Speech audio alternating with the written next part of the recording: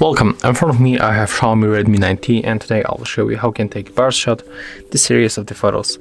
So we have to open the camera, tap on the right upper corner and move for the settings.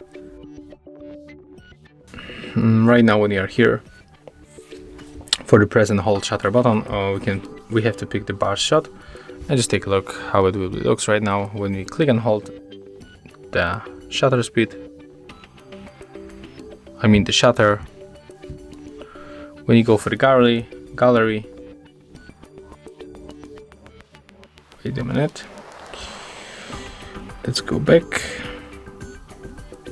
and when you tap right here, you got the bar shots. So we take 20 photos in a very short time. You can save all of them, you can save only one, so you have to decide. I'm going to keep all photos, and that's it. So if you find this video helpful, remember to have a like, comment and subscribe to our channel.